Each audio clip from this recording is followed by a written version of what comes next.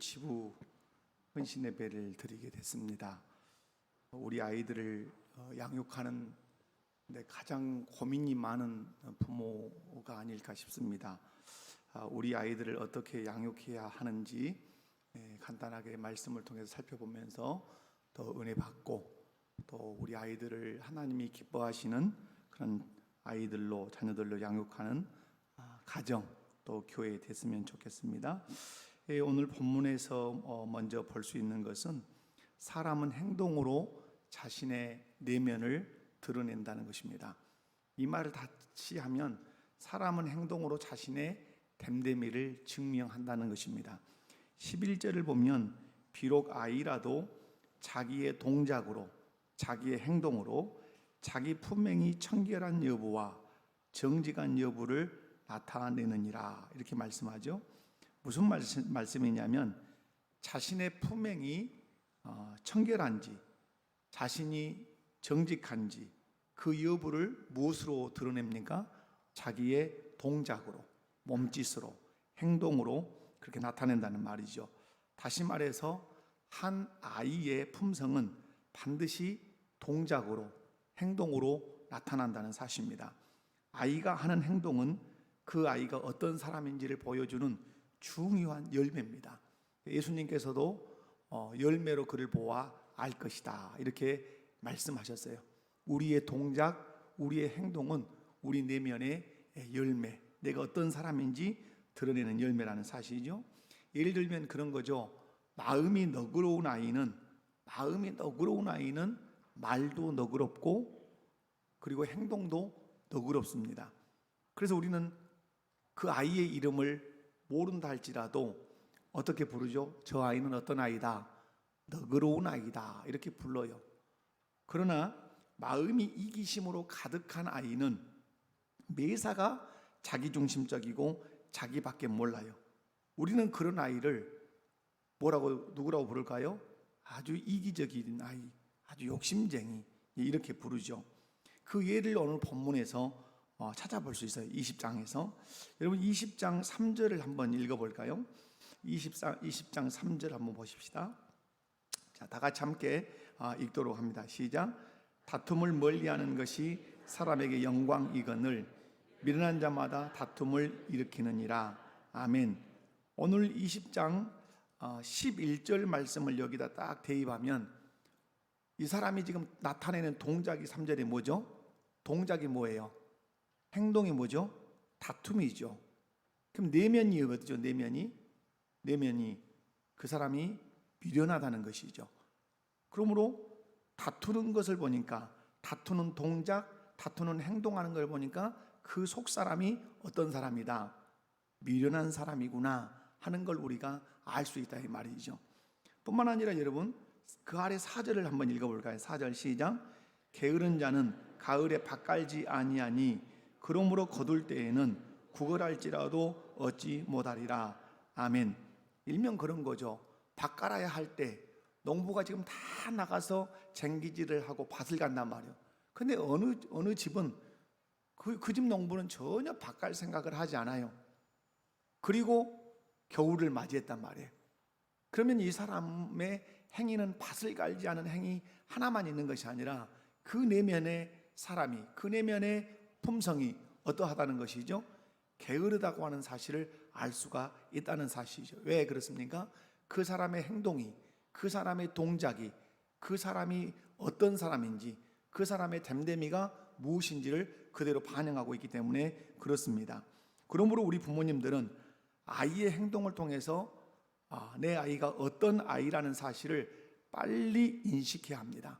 오늘 중요한 이제 구절이잖아요. 아이의 동작이, 아이의 그 행동이 그 아이가 청결한 아이인지 정직한 아이인지 그 여부를 드러낸다 이렇게 했단 말이에요. 그럼 여러분이 거실에서 뛰어다니고 아니면 학교에 다녀오고 그리고 가정에서 부모님을 대하고 하는 여러 가지 동작과 행동이 있단 말이에요. 그 행동을 통해서 우리가 그 아이가 어떤 아이인지를 발견해 내야 된다는 사실입니다. 여러분 그래서 청결하고 정직한 모습을 보면 격려해야 되죠. 긍정적이고 잘한 것은 많이 격려해야 돼요. 그래서 상담 기법에도 요즘은 어떤 상담이 있습니까? 격려 상담이라는 거 있어요. 격려 상담. 격려해서 시너지를 일으켜 주는 거야.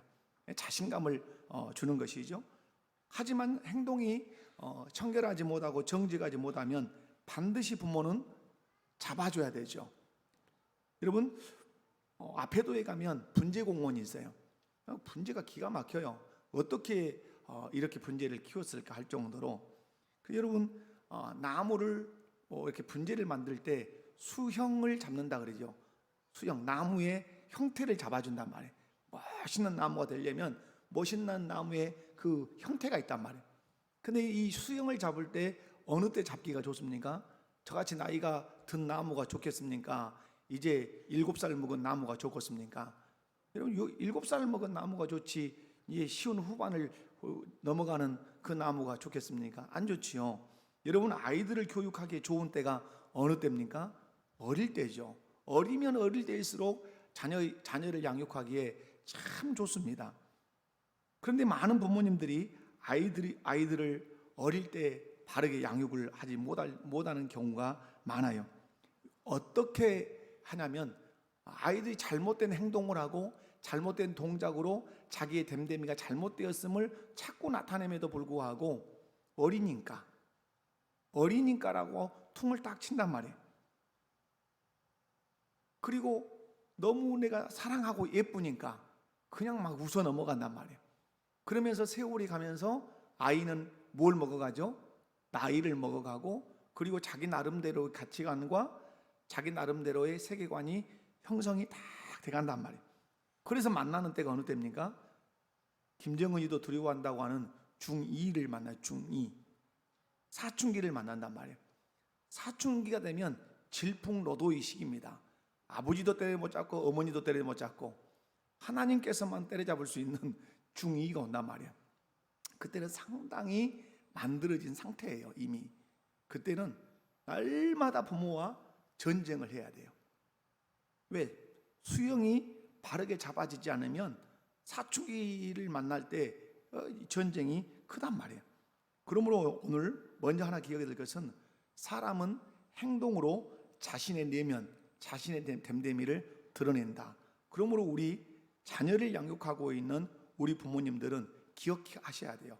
관찰을 잘 하셔야 된다 이 말이에요. 우리 아이가 하는 그 행동이 그 아이의 내면이고 됨됨이라는 사실을.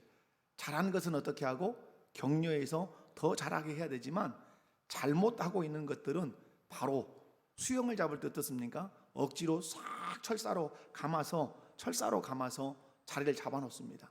세월이 지나야 돼요. 그래서 그것이 수영이 돼요. 마찬가지로 잘못된 것들은 분명하게.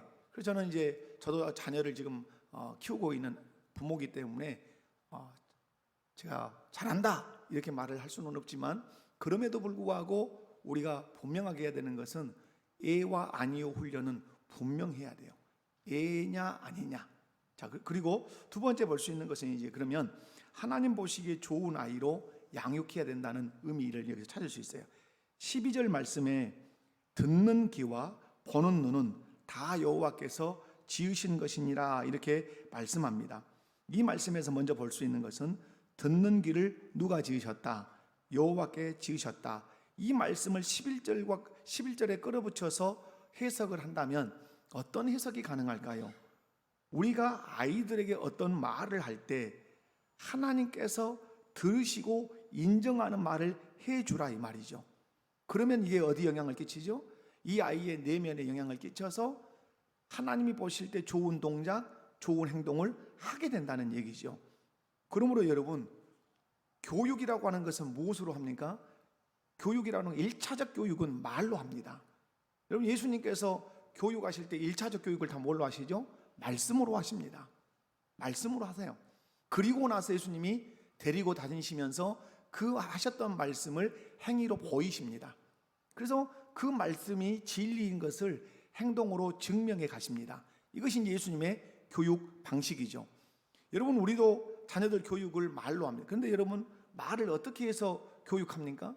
잘 들으셔야 되는 것은, 우리는 자녀들을 교육할 때 말로 한다 그러면 앉혀놓고 자, 내가 교육할 테니까 잘 들어라. 이렇게 교육하는 애가 많이 있습니까? 많이 없습니까? 가정에서. 여러분 한번 생각해 봐요. 자녀 양육을 이렇게 올 때 자녀를 교육하기 위해서 앉혀놓고, 마치 학교에서 선생님이 책상에 아이들 앉혀놓듯이 딱 앉혀놓고, 이건 이렇고 저건 저렇다는 이런 얘기를 정규적으로 이렇게 하는 가정이 있으십니까? 거의 없습니다. 없다는 건 아니지만 정규적으로 아이 양육을 위해서 내가 말로 가르치는 그 시간대를 정해놓고 커리큘럼을 가지고 말하는 애는 많지 않단 말이에요. 무슨 말입니까? 평소에 말을 많이 한다는 것이죠. 그죠? 자, 방을 치워놓지 않았으면 평소에 부모가 뭐라고 해요?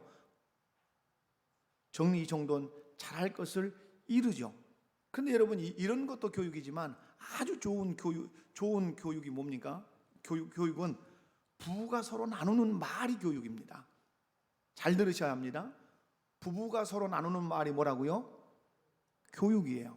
자, 저희 가정으로 보면 저와 아내는 차를 둘이 많이 잘 마시는 편입니다. 그죠? 예배를 끝나고 집에 돌아가면 물을 따끈따끈하게 끓여서 보이차를 우려서 마십니다. 그리고 오늘 하루 있었던 얘기들을 나누죠. 말씀을 읽으면서 받았던 은혜, 제가 설교하면서 준비하면서 받았던 은혜, 들으면서 받았던 은혜, 이런 것들을 이렇게 나누죠. 그러면 여러분, 이렇게 둘이만 이렇게 나누는 것 같지만 우리 어릴 때 아이들 보면 옆에서 막 불놀이 합니다. 근데 이렇게 차를 마시면서 이렇게 보면 아이가 블럭을 조립을 하다가 딱 멈춰 있을 때가 있습니다. 멈춰 있는데 귀는 어디를 향하고 있을까요? 부모의 말에 딱 귀를 향하고 있는 그런 때를 종종 발견합니다. 그래서 여러분, 우리는 아이들 교육을 얘기할 때 아이들은 까불고 놀아도 부모들이 하는 말, 선생님이 하는 말을 다 어쩐다, 듣는다는 얘기를 합니다. 아주 교육학에서는 좋은 중요한 얘기죠. 여러분, 우리가 가정에서 밥을 먹으면서 하는 말, 우리 자녀들이 다 듣습니다. 차를 마시면서 하는 말 다 듣습니다. 그냥 부부가 소파에 앉아서 나누는 말 다 듣습니다. 이것이 자녀의 내면에 미치는 무엇이다? 교육이라는 사실을 결코 잊으시면 안 됩니다. 칠판을 놓고 이것은 이렇고 저것은 저렇다고 교육하는 가정은 거의 없습니다. 모든 교육은 부부가 나누는 대화를 들으면서 아이들이, 자, 여러분, 며느리들은 시댁이 있을 수 있습니다. 그러면 시댁 얘기를 남편에게 할 수가 있어요. 시어머니 이야기, 시아버지 이야기, 시아주버님 이야기, 그 다음에 시누이 이야기를 할 수가 있어요. 시자는 들어가면 기분 나쁘다는 사람도 있어요. 그래서 시금치를 안 먹는 사람도 있어요. 안 먹는다는 사람도 있어요. 그런데 아내가 시댁에 대해서 시어머니, 시아버지, 시누이, 시숙님 막 안 좋은 얘기를 계속 해요. 그러면 아이는 그 얘기를 계속해서 켜켜이 듣고 살아요. 어느 한 날 한 번 듣는 것은 잊어먹을 수 있어요. 반복적으로 하면 이 아이는 그 큰 집에 대하여, 그죠? 그 큰 집에 대하여, 큰 아버지에 대하여, 그리고 할아버지, 할머니에 대하여 반감을 딱 갖게 됩니다. 우리 엄마를 괴롭히는 사람이구나, 우리 아빠를 힘들게 하는 저 집이구나, 이런 반감을 가지고 사촌 간에 좋은 우애를 결코 가질 수가 없습니다. 그것을 어떻게 교육시켰습니까? 앉아봐라, 내가 너희 큰 집에 대한 얘기를 내가 가르쳐주마, 이렇게 안 했단 말이에요. 어떻게 한 거예요? 그냥 남편에게 넋두리 하듯이 막 흉을 봤단 말이에요. 오늘도 보고 내일도 보고 막 봤어요. 그런데 어느 날 보니까 내 아이가 큰 집에 대한 반감을 엄청 갖는단 말이에요. 사촌들에 대한 반감을 갖는단 말이에요. 큰어머니에 대한 반감을 갖고 할아버지, 할머니에 대한 반감을 갖는단 말이에요. 왜 그러냐 너? 모르죠, 자기는. 누가 교육을 다 시켰어요? 엄마가 다 시킨 거죠. 언제? 남편과 앉아서 시댁 흉볼 때 교육을 다 시킨 것이죠. 여러분, 자녀들이 신앙생활을 하지 않는 가정들은 유심히 살피라고 저는 늘 말씀합니다. 내가 신앙생활을 열심히 나는 아버지로서, 엄마로 사는데 내 자녀들이 신앙생활을 하지 않아. 거기에는 거의 그럴 수 있습니다. 여러분이 가정에 돌아가서 교회에 대한 이야기, 성도들에 대한 이야기, 목회자에 대한 이야기를 어떻게 부부간에 나누는가를 깊이 생각해 볼 필요가 있습니다. 여러분, 교회를 나쁘다고 말해요. 근데 엄마가 교회를 다녀야 안 다녀요? 여러분같이 이 밤에도 와가지고 예배를 드린단 말이에요. 새벽에도 나가요. 봉사는 다 해요. 근데 집에 돌아오면 교회를 폄하하고 목회자를 비판하고 중직자들을 비판하고 막 흉을 봐요. 그러면 자녀들은 처음에는 그냥 지나가겠죠. 그런데 하루가 지나고 이틀이 지나고 1년이 지나고 지나가는데 늘 부모가 만나면 부부간에 나누는 얘기가 교회 좋지 않은 얘기를 자꾸 나누는 거예요. 그러면 아이는 마음속에 교회는 어떤 곳이구나, 좋은 곳이구나, 나쁜 곳이구나, 나쁜 곳이라는 인식을 하게 돼요. 이슬 그냥 인식을 어느 날 딱 하는 것이 아니라 가랑비에 옷이 싹 젖으면서 스며 들어오는 것, 뼛속 깊이. 교회는 나쁜 곳, 교회 가면 안 되는 곳, 교회 가면 늘 피곤한 곳. 그래서 교회를 안 가게 되는 것이죠. 제가 인터넷에서 유튜브에서 어떤 목사님 이 간증을 들었어요. 자기 집은 대대로 목사예요. 그런데 이 목사 할아버지도 목사고 아버지도 목사고 이런데 이분이 진절머리가 난 거예요. 교회 생활에. 왜 진절머리가 났을까요? 맨날 교회가 싸워. 그리고 할아버지를 괴롭히고 우리 아버지를 괴롭히고 너무 힘들게 해. 이걸 아주 어릴 때부터 계속해서 봐온 거예요. 그러니까 자기는 절대 목사가 안 되겠다고 의대를 간 거예요. 의대를. 공부는 엄청 잘하신 거죠. 왜? 절대 나는 목사는 안 된다. 신앙은 버리지 않았지만. 그런데 누가 됐을까요? 목사가 된 거. 아주 유명한 목사님이에요. 예. 여러분, 무슨 말씀을 제가 드리려고 하냐면 부부가 나누는 말이 곧 무엇이다? 교육이에요. 교육을 칠판 놓고 하는 거 아니라는 사실 기억하셔야 돼요. 특별히 가정교육은. 여러분이 오늘 집에 돌아가서 오늘 받았던 말씀에 대한 은혜, 찬송을 부르면서 받았던 은혜, 봉사하면서 받았던 은혜, 우리 교회의 소중함, 우리 교회의 귀함, 이걸 많이 얘기하면 아이들 내면 속에도 뭘까요?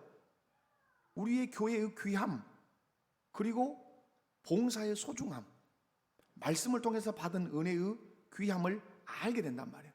그러면 너 예배 똑바로 드려라 이렇게 말하지 않아도 다음에는 우리 엄마와 함께 나도 나눠야 할 말씀이 필요하구나 라는 사실을 깨닫고 시키지 않아도 귀를 기울이게 된단 말이에요. 왜? 늘 엄마와 아빠는 말씀을 나누니까, 집에 오면 나누니까. 그래서 나누고 너는 오늘 받은 은혜가 뭐냐 있으면 좀 말해봐라. 그러면 기다렸다는 듯이 말하죠. 엄마, 나는 말씀 오늘 통해서 이런 은혜 받았어요.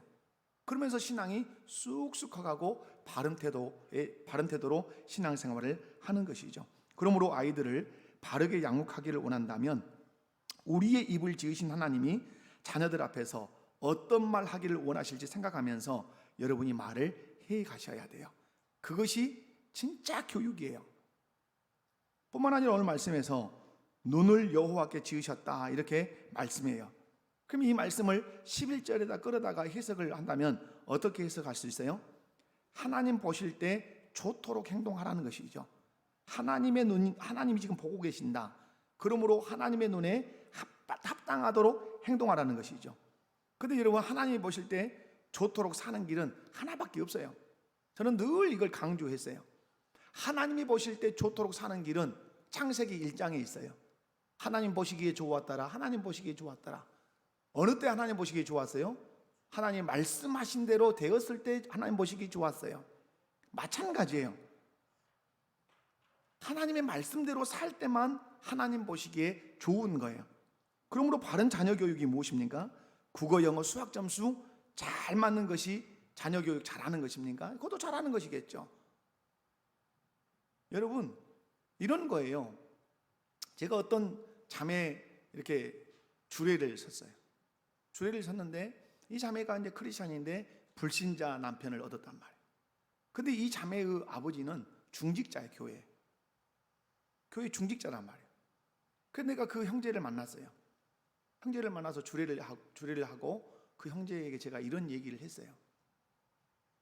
형제는 이 자매의 아버지가 교회 중직자인데 이 자매의 아버지의 마음을 아는가? 이렇게 질문을 던졌어요. 아무것도 모르죠. 이 자매의 아버지는 어렸을 때부터 이 딸을 위해서, 딸의 결혼을 위해서 어떤 기도를 했을 거라 생각하는가? 당연히 믿음 좋은 신실한 청년을 만나기를 기도했을 것이네. 그런데 어느 날 결혼하겠다고 데리고 온 청년이 불신 청년 당신이었다. 그랬을 때 그 마음에 오는 충격이 컸겠는가 적겠는가? 크죠. 그리고 당신이 결혼을 했을 때 사람들이 이제 물어본단 말이에요. 이번에 결혼했는데 사위 신앙생활 잘 하십니까? 이렇게 물으면 말이 나오겠느냐 안 나오겠느냐? 나와요 안 나와요? 안 나오죠. 딱 우리 전라도 말 중정이 탁 막히는 거예요. 숨이 탁 막히는 거예요. 그리고 자신감이 쏙 받는 거예요. 자신감. 그러죠. 만약에 장로님인데 물어본다. 이번에 딸 결혼했는데 사위 신앙생활 잘하죠? 이렇게 하면 대답할 수 있어요 없어요? 대답 못하는 거예요. 그 정도로 고통이 큰 거예요. 그래서 제가 이렇게 얘기했어요. 당신의 신앙생활이 당신 장인의 명예를 결정짓네. 자네가 당신이 신앙생활 하지 않으므로 당신 장인의 명예는 이루 말할 수 없이 추락되어 있다는 사실을 기억하시게. 깜짝 놀랐어요 그 형제가. 그러면서 대답했어요. 목사님, 제가 당장 교회 나가겠습니다. 그러면서 교회를 나가기 시작했어요. 무슨 말씀을 제가 드리려고 하는 것입니까? 하나님 보시기에 좋아야 좋은 것이에요. 그것이 바른 교육이다 이 말이에요. 그러므로 바른 자녀 교육은 하나님 보시기에 좋도록 그렇게 살게 하는 거예요. 그렇게 하려면 원리는 하나밖에 없죠. 어떻게 가르쳐야 하나님 보시기에 좋아요? 제가 창세기 1장을 얘기 들었죠. 하나님의 말씀대로 되어야 좋았던 것처럼 하나님의 말씀대로 가르쳐서 말씀대로 살아야 하나님 보시기에 좋은 거예요. 아멘이십니까? 제가 이 설교를 준비하면서 그래 어릴 때 교육이 중요하겠구나. 그러면 어릴 때 교육을 강조했던 책이 어디가 있을까 이렇게 생각을 하다가 떠오른 책이 하나가 있었어요. 나는 그 어렸을 때부터 유치원에서 어른이 될 때 해야 할 일을 어디서 다 배웠다. 유치원에서 배웠다. 이런 책이 있었어요. 그래서 제가 오늘 이제 이렇게 검색을 해보니까 제목이 이거였어요. 내가 정말 알아야 할 모든 것은 유치원에서 배웠다. 이게 30년 전에 로버트 풀검이라고 하는 사람이 지은 책인데 또 근래에 22년도인가 다시 나왔더라고요. 그 책에 여러분 이런 내용이 있어요. 제가 한번 간단히 이렇게 읽어볼게요. 우리는 유치원에서 배운 것을 제대로 실천하지 않았기 때문에 유치원에서 배운 것을 어른이 돼서 제대로 실천하지 않았기 때문에 처절한 대가를 치르고 있다. 유치원에서 정직하십시오. 가르치죠. 횡단보도로 건너십시오. 가르친단 말이에요. 그런 것들을 실천하지 않기 때문에 처절한 대가를 치르고 있다. 이렇게 썼어요. 바로 자신이 어지럽힌 것은 자신이 치우고, 그죠? 방을 어지럽혔으면 방을 정리하는 것은 네가 해야 되는 것이다라고 언제 배워요? 유치원에서 다 가르치는. 자기가 가지고 논 장난감은 누가 치우는 거예요? 자기가 치우는 거예요. 근데 이것을 어른이 돼서 실천하지 않으면 그 처절한 대가를 누가 치른다고요? 자기가 치르게 된다는 말이에요. 사용한 물건은 제자리에 갖다 놓고 제 것이 아닌 물건은 가져가지 말라는 가르침을 잊었기 때문이다. 내 것이 아닌 것은 가져가면 안 되라고 유치원에서 가르친단 말이에요. 근데 어른이 되어서 제 것이 아닌 것을 가져가면 누가 되는 거예요? 도둑내음이 되어서 수갑 차고 감옥에 간단 말이에요. 왜 그렇게 감옥에 가는 사람이 됐냐 이 말이에요. 유치원에서 가르친 것을 어른이 되어서 실천하지 않으니까 그런 어려움이 있었다는 말이죠. 학교에 가면 아이는 첫날부터 이해하기 쉬운 말로 사회와 문화에 대해 배운다. 선생님은 간단한 규칙이라고 가르쳐주지만 사실 이것들은 인간이 힘겹게 싸워 얻어낸 온갖 시험을 거친 인간의 행위의 규범 중에서도 가장 핵심적인 것들이다. 무슨 말이에요? 이건 규칙이야, 간단한 규칙이야 라고 선생님은 말해요. 그러나 이것을 배우기까지는 너무너무 힘겹게 배웠다는 말이에요. 매도 맞기도 하고 책망도 듣기도 하고 그러잖아요. 갖고 놀았던 장난감 어질고 가면 갖다 놔 치워라 막 하잖아요. 아니면 매를 때려서 치우게 만들고 정리정돈 한단 말이에요. 이런 규칙을 하나 얻기까지는 그냥 얻은 것이 아니라 힘겹게 얻은 거란 말이에요. 그런데 어른이 되어서 그 규칙을 지키지 않을 때 처절한 대가를 치르게 된다고 하는 사실이죠. 사랑하는 성도 여러분, 그러면 우리가 유치원에서 다 배우는가? 그건 배우기는 하죠. 그러나 성경적으로 보면 우리 아이들이 정말 알아야 할 것들을 어디서 배워야 합니까? 가정에서 배워야 되고 교회에서 배워야 되죠. 그렇다면 어떤 아이로 우리가 양육을 해야 되죠? 이 말씀으로 정리를 제가 할게요. 에베소서 6장 4절이에요. 에베소 6장 4절을 보면 또 아비들아 너희 자녀를 노엽게 하지 말고 오직 주의 교훈과 훈계로 양육하라. 자녀들이 언제 노여워합니까? 내 감정 따라 양육한단 말이에요. 아버지가 기분 좋으면 어지러나도 괜찮아. 그 아버지가 기분이 나쁘면 똑같이 어지러나는데도 매를 때려. 일관성 없는 교육 때문에 자녀들이 노여운 거예요. 여러분 그렇게 교육하지 않으십니까? 아빠가 기분 좋으면 똑같이 책상 정리를 안 했다 칩시다. 아이가 책상 정리를 안 했어. 아빠가 기분 좋으면 관용이야. 괜찮아. 근데 아버지가 기분이 정말 꿀꿀하고 안 좋아. 그런데 똑같이 책상에 어지러졌는데 꿀꿀할 때는 어째요? 내 이놈의 새끼 나와. 책상 머리가 먼지거려 이것이. 종아리 걷어. 막 때린단 말이에요. 일관성이 없으니까 노여움이 생기는 거예요. 이런 교육을 우리가 얼마나 많이 해오는지 몰라요. 그러면 어떻게 자녀를 양육해야 되죠? 내 감정이나 내 경험이 아니라 주의 교훈과 훈계로 양육을 해야 돼요. 그래야 여러분 누구의 사람으로 자랄 수 있습니까? 내 사람으로 자라는 것이 아니라 주님의 사람으로 양육이 될 수 있고 주의 말씀으로 아이를 훈계할 때 그 아이의 동작으로 행동으로 나타내는 것이 뭐겠습니까? 주님의 말씀을 행동으로 행위로 나타내게 된다는 사실이죠. 또 하나는 뭐죠? 우리가 마태복음 같은 데 보면 부모들이 예수님께서 안수해 주고 만지심을 바라고 아이들 누구께 데리고 오죠? 예수님께로 데리고 오는 거예요. 부모가 할 수 있는 가장 위대한 교육은 우리 아이들을 예수님께로 데리고 오는 거예요. 이 밤에 이 아이들 데리고 오는 거예요. 지금 여러분의 자녀들 집에다 놔두면 지금 뭐 하고 있겠어요? 한번 대답을 한번 씩씩하게 해봐요. 여러분 자녀들 집에다가 놔두면 지금 뭐 하고 있겠어요? 게임하고 있어요? 공부하고 있을까요? 여러분 공부보다 중요하고 위대한 것은 하나님을 경외하며 하나님께 예배하는 거예요. 하나님의 말씀을 듣는 거예요.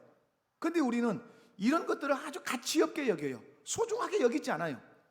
그래서 여러분이 중2만 지나가 보면 여러분이 이 아이를 고칠 수 없다는 사실을 여러분이 스스로 알게 돼요. 아, 잘못 키웠구나. 언제 이걸 다 다듬어 줬어야 되는데 어릴 때 2살, 3살, 4살, 5, 6, 7 이렇게 먹어갈 때 그걸 가르쳐 줬어요.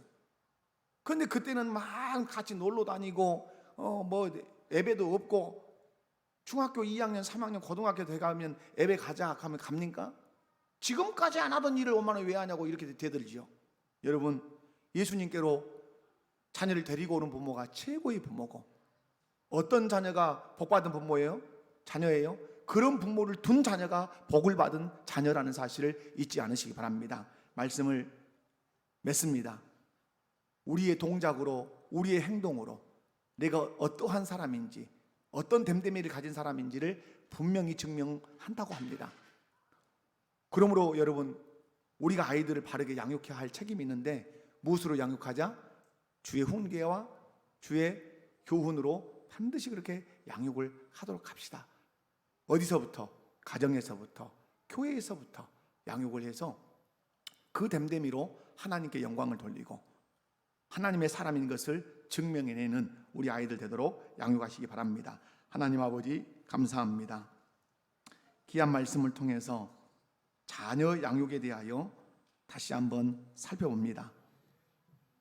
어른이든 아이든 자기 동작으로 자기 품행이 청결한 여부와 정직한 여부를 나타낸다고 말씀하십니다. 하나님 들으시기에 좋은 말로 하나님 보시기에 좋은 행동으로 아이들을 양육하는 우리 부모 세대와 또 교회 학교가 될 수 있도록 인도하여 주옵소서. 주의 교훈과 훈계로 양육을 해서 우리 아이들의 행동에서 나오는 모든 것들이 하나님을 기쁘시게 하는 그런 행동이 될 수 있도록 인도하여 주옵소서. 교회 학교 위에 은혜를 베풀어 주시고 다음 세대를 양육하는 가정들 위에 은혜를 베풀어 주시옵소서. 예수님의 이름으로 기도하옵나이다. 아멘.